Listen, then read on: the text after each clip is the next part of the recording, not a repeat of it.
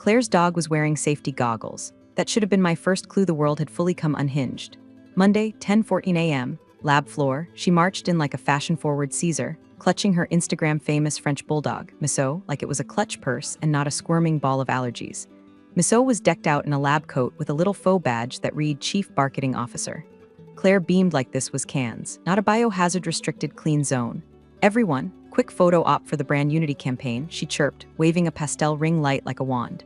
Missou wants you to woof for wellness. Aren't we excited? I wasn't, not even close. I was knee-deep in finalizing our compliance renewal checklist, something that didn't pair well with glitter dog bows and squeaky toys on sterile surfaces. Claire hovered behind me, practically vibrating with influencer energy. Maya, come on, scoot in, she purred, already adjusting her phone tripod. You're gonna stand next to Missou and hold the speaker. He'll bark when it's time to smile. I turned slowly. Claire, this is a controlled lab. We can't have pets in here, especially not unrestrained. It's a violation of, she cut me off with a sing-song voice. You really don't get it, do you? This isn't just science anymore. It's a lifestyle, a brand. And if you don't support the brand, she shrugged like it pained her. Well, you don't get the hours. She said it with a laugh, like she was joking, like HR wouldn't burst into flames if they heard her. But the next morning, my hours were quietly cut from 32 to 28, just enough to disqualify me from benefits, just enough to show me where I stood. And HR, radio silence, no explanation, no documentation, just a system update and a cold auto email with the subject line, schedule adjustment notice. Claire waltzed by my desk later, sipping an iced matcha that smelled like regret and peppermint gum. No hard feelings, Maya. It's just a vibes thing, you know? She chirped, as if she hadn't just lobotomized my paycheck with a smile. Now, pause right there, folks. Before we go further, if you're enjoying this descent into corporate hell, take 2 seconds to smash that like button and hit subscribe. Seriously, 90% of y'all listening right now aren't even subscribed. And let me tell you, every click fuels our little rebellion against HR-approved madness. It keeps this channel alive and keeps Claire shaking in her heels. Now back to the chaos. I didn't scream. I didn't cry. I didn't march into her office with a speech about loyalty or ethics or whatever hallmark nonsense Claire probably expected. I just opened my calendar, scrolled forward. I knew something she didn't. You see, every year around this time, a little ticking time bomb sits on our systems, a renewal form that determines whether our lab is legally allowed to operate. Not a suggestion, not a guideline. A legal requirement, tightly regulated, federally tracked, and subject to surprise inspection. That form needs 3 things: current certification, complete documentation, and the digital signature of a fully authorized compliance officer working a minimum of 30 hours a week. Guess who had been the only authorized signer for the past 4 years? Guess who now worked 28 hours? Guess what Claire just invalidated with her vibes? I didn't say a word. Just logged into the compliance dashboard, updated my employment status, and flagged the renewal form as incomplete. No dramatics, no big red warnings, just a quiet internal note that said, pending authorization. The system auto-escalated it to legal per protocol. I printed the page, signed and dated it, filed it in my locked desk drawer with a small, satisfied breath. Claire could play with puppies and hashtags all day, but she just pulled the pin on something bigger than she could imagine. And when the explosion came, I'd be exactly where I was now, sitting calmly, eyes forward, hands clean. And Claire? She'd be holding a dog in a lab coat, wondering why no one could access the reactor room. Let the countdown begin. The next morning, the lights flickered in the compliance server room. Nothing ominous, just a momentary hum, the kind of glitch no one notices unless you're the person watching everything. And that person was me. I sat at my desk with the usual corporate coffee in a recycled cup that smelled like cardboard and burnt ambition. My screen glowed with the same alert it had shown all week. Annual operational license renewal, incomplete. 3 checkboxes, 2 were green. 1, authorized signatory verification, was red, blinking soft and slow like a heartbeat fading out. I clicked into it. Read the clause again. Must be reviewed and digitally signed by a currently employed, board-approved compliance officer working no fewer than 30 hours per week at time of signature. 28 hours, that's what Claire gave me. I wasn't mad about the hours anymore. I was fascinated by them, because now, legally, I couldn't sign the license even if I wanted to. I was no longer eligible, and that, by pure accident or dumb arrogance, meant our lab was operating under a license that, in the eyes of the federal government, was a balloon with a slow leak. I flagged the task in the internal compliance system as blocked, insufficient authority, added a timestamp, linked the HR update. The software did what it was supposed to. It sent an automated notice to legal, HR, and the executive board. A subject line no one reads, a warning no one takes seriously. Claire certainly didn't. She saw the system flagged during our weekly brand culture sync meeting. Yes, that's what she actually called it now, and waved it away with one dismissive flick of her gel-manicured hand. It's just a back-end hiccup, she said, while wearing a sweatshirt that said Slay Compliant in glitter font. Tech will patch it. Maya, let's stay brand positive, okay? Sure, let's stay brand positive. I didn't argue, just printed the error summary from the dashboard. 74 lines, all system generated, all irrefutable. I signed the bottom, date stamped it, and slid it into my drawer next to a backup USB and a stress ball shaped like a double helix. People think revenge is some grand dramatic event, a confrontation, a slap, a walkout. But the truth, it's a file folder, a system log, a well-timed pause in action. I disabled auto-renewal on the license form, not sabotage, just procedure. If you're not eligible to sign, you're obligated to pause automation and wait for new authorization. That's the rule. Page 84 of the Compliance Handbook. Claire never read it, most of them don't. Back in HR, some intern probably clicked acknowledge on the system alert without reading it, assuming it was a duplicate. Claire saw the red badge next to my task in the project tracker and said, "Just make sure it's done before next month's audit, okay?" That's the thing about deadlines. Some don't bark, they whisper. And if you're too busy dressing your dog for another Instagram post, you won't hear the ticking. Meanwhile, our compliance dashboard, my pride and joy, really was growing spikier. Not broken, not even flagged as urgent, just fragile, vulnerable, one overdue chemical log entry here, one expired vendor license there, death by 1,000 ignored checkboxes. The kind of thing only someone like me would track because only someone like me had ever cared. Now, I didn't care either. I was documenting, not fixing. Observing, not solving. Letting the system speak for itself. And it did. Quietly, persistently. Claire posed with Miso again that afternoon, this time on a yoga mat in the break room. She called it corporate self-care. Someone in marketing uploaded it to the internal portal with a caption that read, "Balance is compliance." I almost laughed. Balance, yes, but the scales were shifting. And no one, not Claire, not HR, not the oblivious board, noticed that the person holding the scales had just taken a step back. They called it a culture alignment review, but let's not sugarcoat it. It was a performative ambush in a conference room that still smelled like catered sadness from last quarter's earnings call. Claire had somehow convinced the people ops team, formerly HR, now repackaged as human vibe architects, I kid you not, that our department needed a realignment, not a performance review. She clarified in the email, just a vibes check-in/growth dialogue. The kind of nonsense that sounds like granola but hits like a pink slip. There were donuts. Always are when something ugly's about to happen. I sat at the far end of the table, next to the printer that made a wheezing sound like it was trying to warn me. Claire stood in front of the projection screen, arms crossed. Miso nestled in a branded baby sling across her chest like a furry marsupial of menace. The slideshow began. Slide 1 was a pastel mood board with phrases like authenticity is our currency and synergy over silos. Slide 2 was a pie chart showing something called brand engagement differential, with one wedge, bright red, labeled compliance. My team. Her voice was sing-song sweet. Now, you've noticed a disconnect between compliance practices and our evolving brand narrative. It's not punitive, just exploratory. Then came the anecdote slide. A screenshot of me blurry mid-walk taken from the lab security cam. Captioned, misbrand moment, lack of engagement during mascot morale initiative. That mascot being her dog, that initiative being a photo shoot. I kept my face neutral. The others shifted uncomfortably.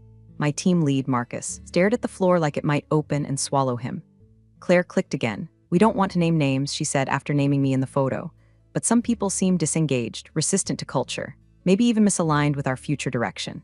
I took a sip of the coffee I'd brought in. Cold now, bitter just like me.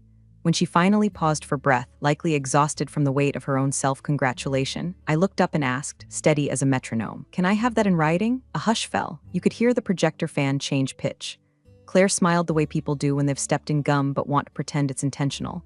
"Oh, sweetie, no, it's all fluid. This is more of a dialogue, very non-linear, agile-based." She threw in tech terms like confetti at a sad parade. I nodded once. Understood. 10 minutes later, I was back at my desk. I opened a new document and wrote a memo titled, Summary of Culture Alignment Session, 10 o'clock a.m., Room 3B. I included who was present, what was said. I transcribed the exact slide captions. I noted the phrase misaligned with our future direction and the projected image of my face under the word disengaged.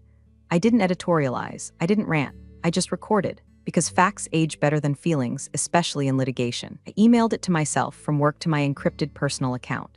Subject line, noted. 30 seconds later, my phone buzzed. A text from Elise, my friend in legal. Just 2 lines, heard about the ambush. You okay? Want me to take a look at your employment clause? I didn't respond right away. Just stared at the screen a moment, letting the heat simmer under my skin like a tea kettle waiting for someone to hear it scream. Across the office, Claire laughed loudly at something Miso did. He had his paw on a stapler like that was somehow corporate comedy now. I turned back to my screen, opened my employment contract from the company intranet, downloaded the PDF. Saved it to a new folder I titled Insurance, because I wasn't just documenting anymore. I was preparing, and Claire, she was about to learn what happens when a compliance officer stops protecting you and starts protecting herself. The thing about disappearing isn't slamming the door on your way out. It's leaving it open just wide enough that no one notices you're gone. So I started showing up at 9 a.m. sharp and left at 5 p.m. on the dot. Not a minute early, not a second late. If a server pinged out of rhythm at 5:01, it could wait till tomorrow. If someone flagged a compliance inconsistency at 6:45 p.m., they could log a ticket. If Claire wanted me to hop on a quick brainstorm about merging wellness initiatives with lab safety protocols at 7:30 p.m. on a Thursday, I was already home, watching crime documentaries and eating pad thai in my pajamas. Before, I was the kind of employee who quietly patched things at 10 p.m., who fixed spreadsheets before anyone noticed they were broken, who wrote 3 versions of every report, one for legal, one for the board, one for the people who didn't know what acronyms meant. Now, I did what was in my job description. No more, no less, and the system, it responded accordingly. The compliance dashboard began to shift, slowly, softly, like a pot of water heating under a frog. Little anomalies popped up, an equipment calibration due last week, a vendor certification 1 day past expiration, a chemical disposal log that hadn't been closed out. Nothing that screamed disaster, just enough to raise a bureaucratic eyebrow. The irony? All of it was visible, all of it was documented. No sabotage, no deletion, just passive truth gently allowed to surface. I disabled auto-renewal on the license renewal form. Again, per policy, partial employment invalidates signatory authority. My name was now grayed out in the system. The little lock icon next to primary compliance officer was engaged. All of it above board. The dashboard blinked yellow, then orange. Not red yet, that would come later. Claire never saw it, she was too busy designing hoodies. Yes, really. The Miso Lab line was her new passion project, an internal merchandise campaign she pitched as fun science-forward branding synergy. Dog-themed lab coats, leashes with the company logo, water bottles that said fetch compliance, in a cursive font that made my left eye twitch. I watched her pitch it to marketing one afternoon while sipping cold brew through a reusable straw shaped like DNA. It's not just apparel, she cooed, it's a statement. Science can be cute too, Miso yawned. I mirrored him. During her launch party, yes, she had a literal launch party in the break room with balloons and branded kibble, I sat at my desk, quietly finishing the weekly compliance overview.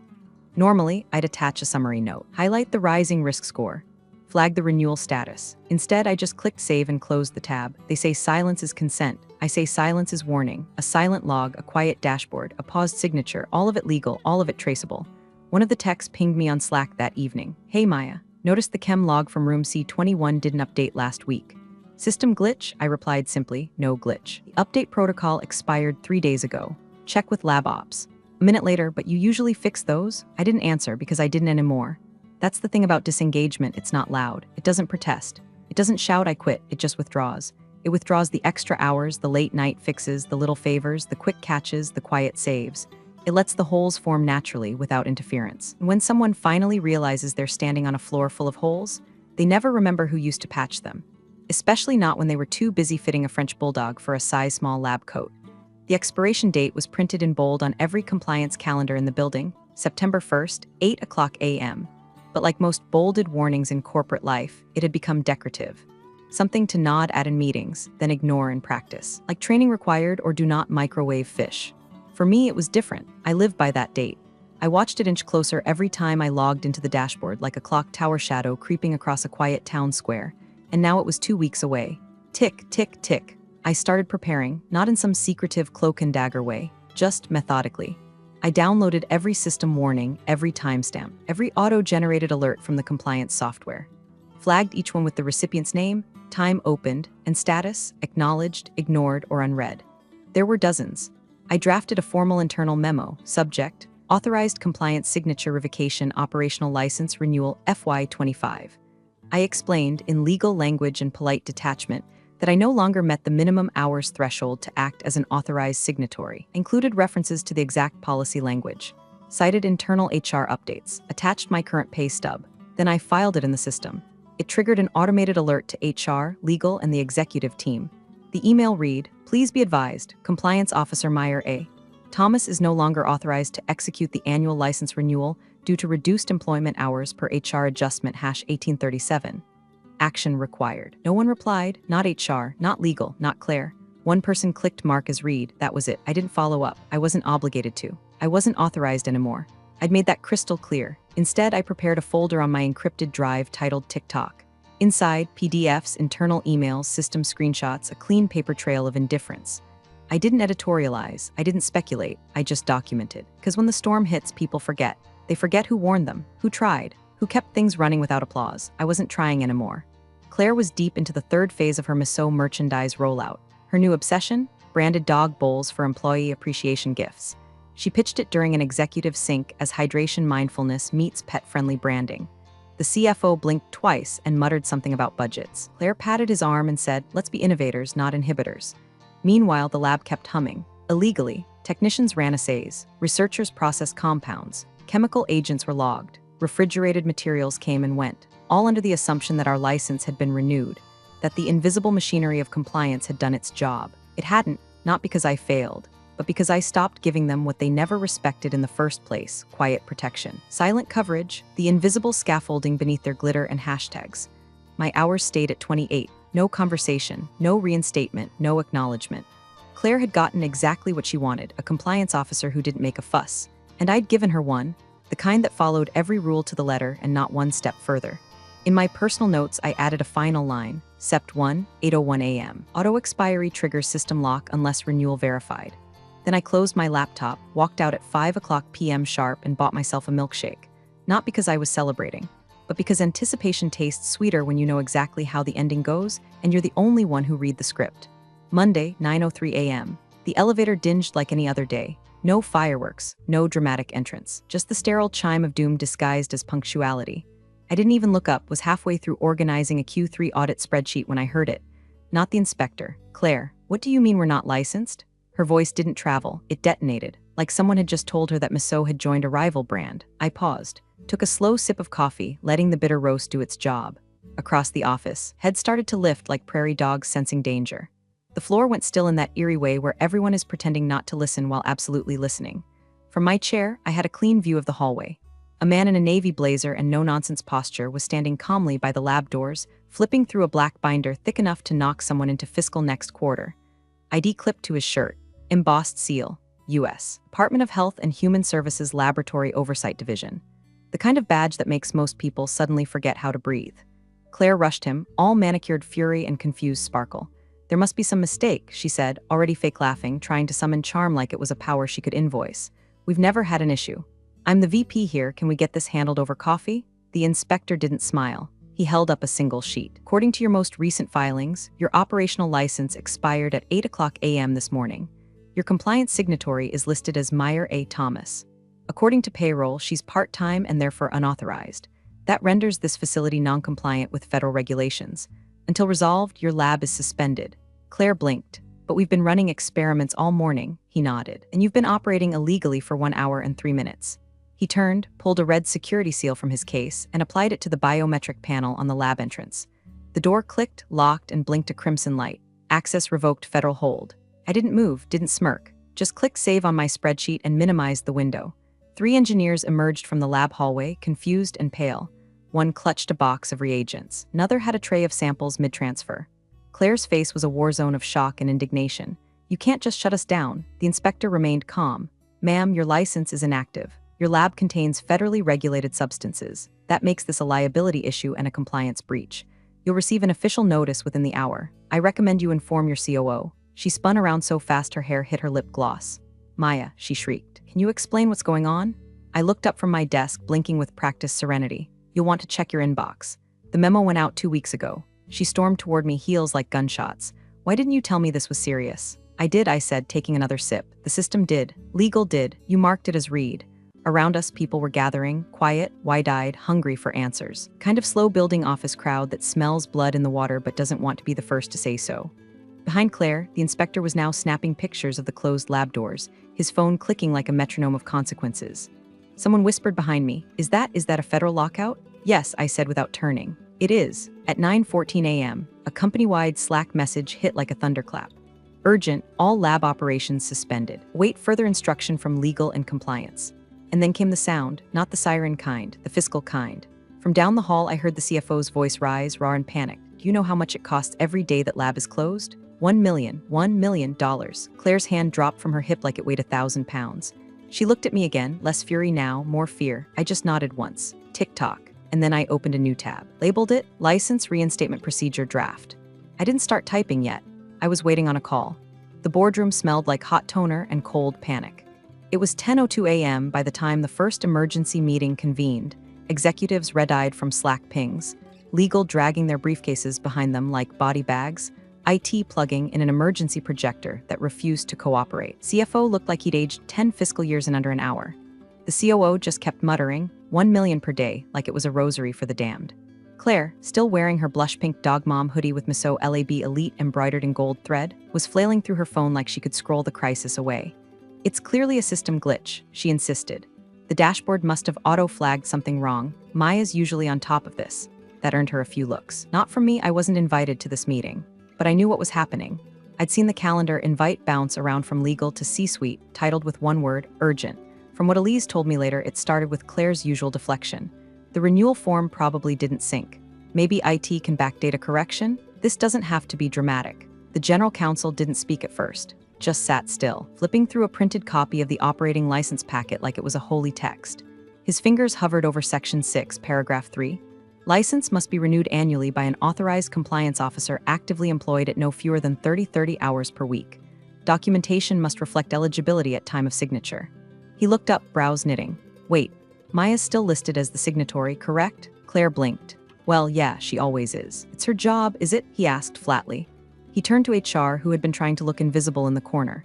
Pull up her time card, he said. The HR rep, a thin, sweating man with a notepad he hadn't written on once, typed something on his laptop, eyes flicking across the screen.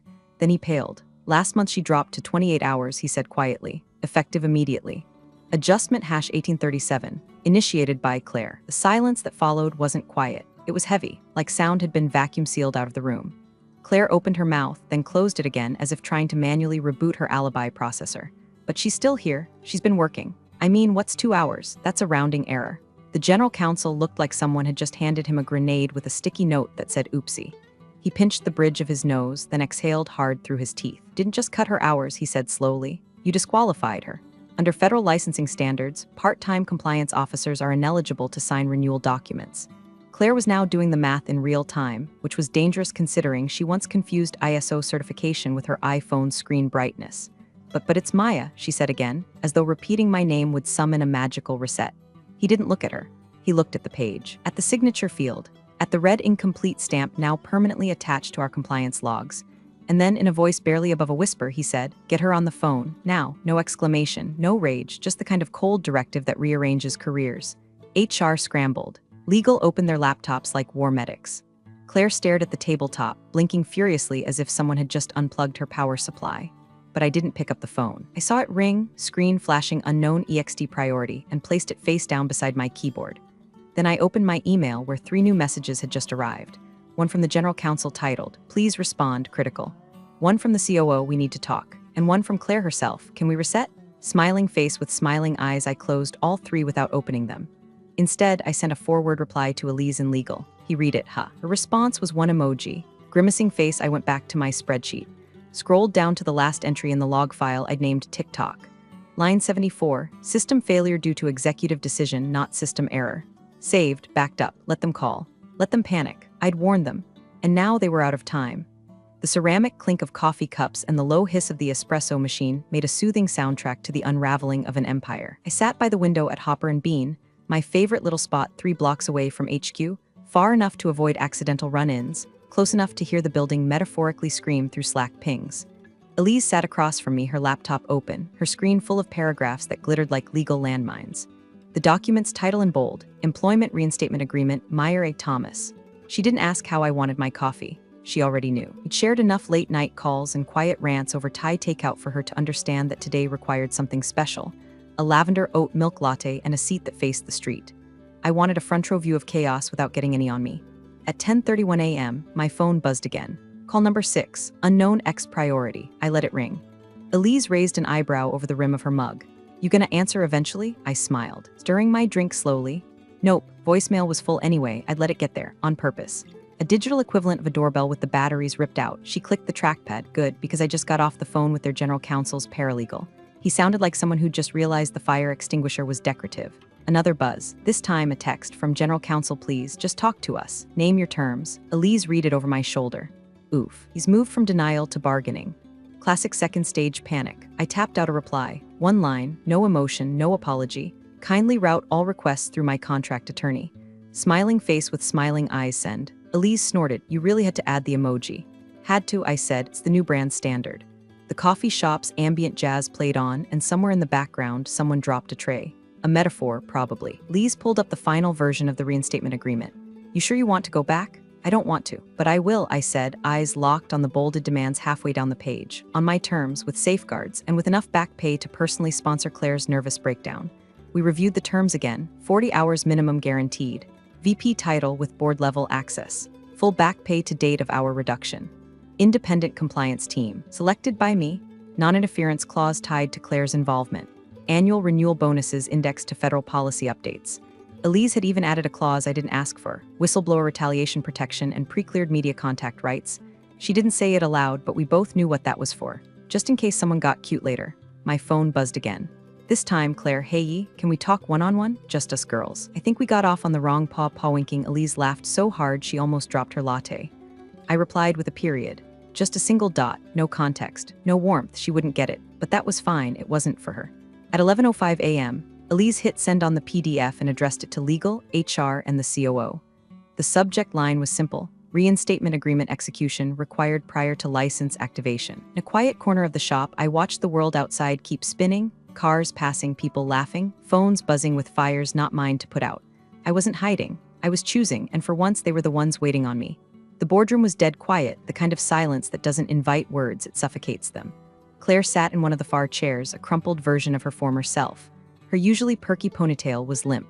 Her hoodie, once proudly embroidered with Miso LAB Elite, was wrinkled and stained with what looked like a splash of turmeric latte and regret. She looked like she hadn't slept, hadn't blinked, hadn't stopped Googling how to undo federal shutdowns since Friday. The COO stood near the end of the table, arms folded, jaw tight. If looks could fire people, she'd already be a footnote. I stepped inside, nothing flashy. No dramatic pause in the doorway. Just a plain blazer, slacks, low heels, hair tied back. No makeup. No need. The power was in the paper I held, a single printed sheet that weighed more than the entire brand strategy Claire had spent 6 months vomiting onto Instagram. I walked to the head of the table and placed it in front of the general counsel. These are my terms, I said. He didn't even blink. Just pulled out his pen and started reading like he'd been waiting for this moment since the stone tablets were carved. Clause 1, 40 hours weekly minimum, no exception.